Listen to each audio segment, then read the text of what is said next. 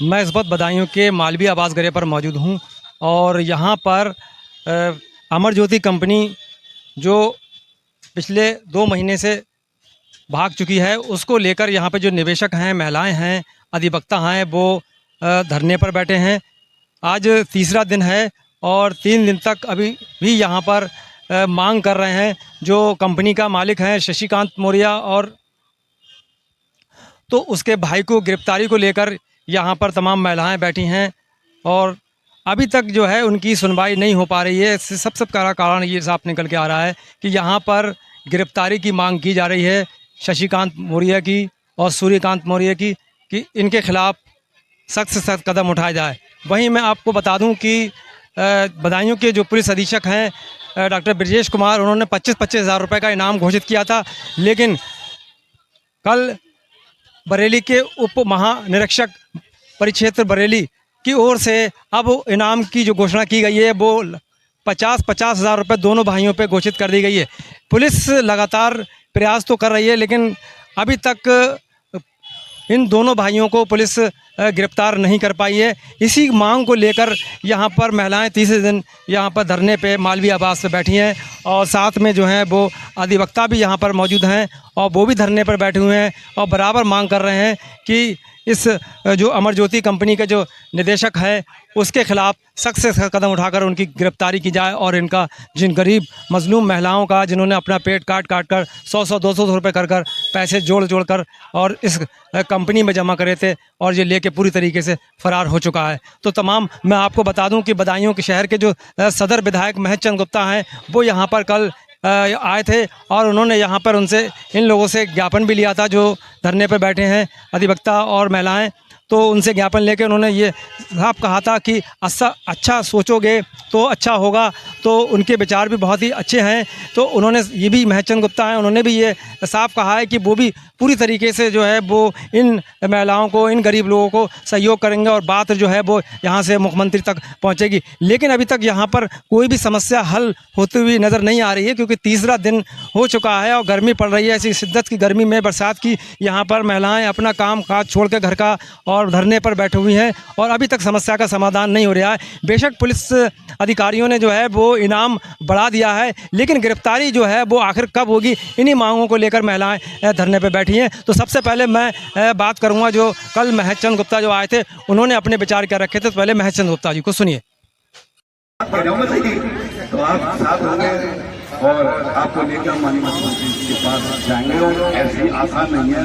हम सब लोगों को होते हुए वो ऐसे पैसा मांगे, उनकी जो भी संपत्ति है, यानी कोई भी बात होगी, हमारा तो सीधा भाव यह है, हमारा पूरा 100% सच के साथ रहता है और धर्म के साथ रहता है। और फिर हमारा भाव यह है कि हम अच्छा सोचेंगे तो मासूम वो होना भी लगेगा।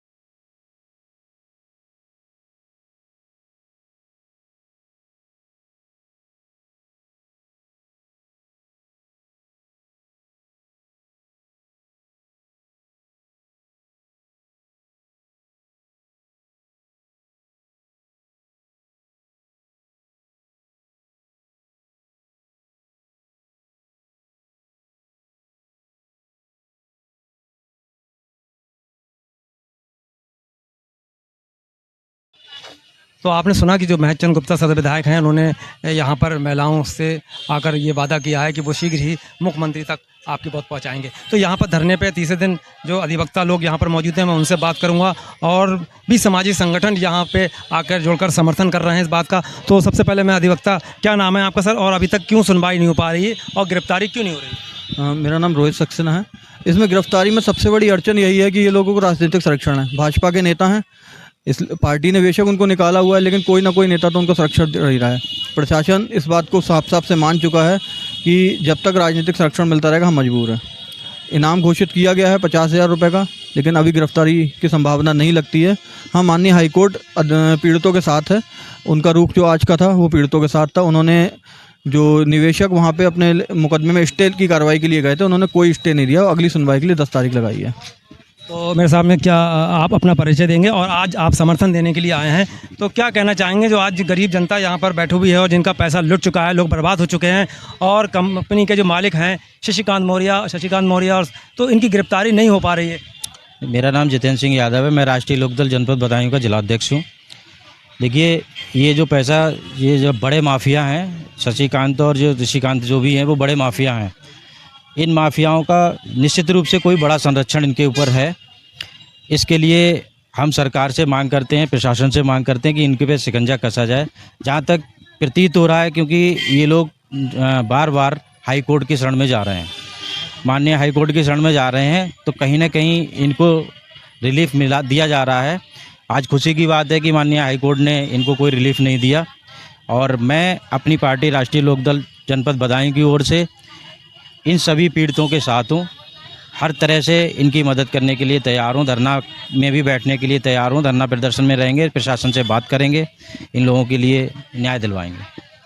तो जैसा कि यहाँ पर हम बातचीत अधिवक्ताओं से कर रहे थे और धरना जो है वो लगातार अभी भी जारी है। जैसे कि इन्होंने कहा कि यहाँ पर जो है राजनीति संरक्षण जो मिला हुआ है उसकी वजह से गिरफ्तारी नहीं हो पा रही है। हालांकि पुलिस कहीं ना कहीं प्रयास तो कर रही है, इनाम तो 50,000 घोषित कर दिया गया है और हो सकता है सूचना ये भी है कि और इनाम की राशि बढ़े, लेकिन सवाल इस बात का हो रहा है कि ऐसे इनाम से क्या फ़ायदा होगा और आम जनता का इस इनाम से क्या फ़ायदा होगा। लेकिन अभी तक जो है वो कि गिरफ्तारी जब होगी उसके बाद ही कोई निर्णय हो पाएगा। तमाम प्रयास अधिवक्ता कर रहे हैं।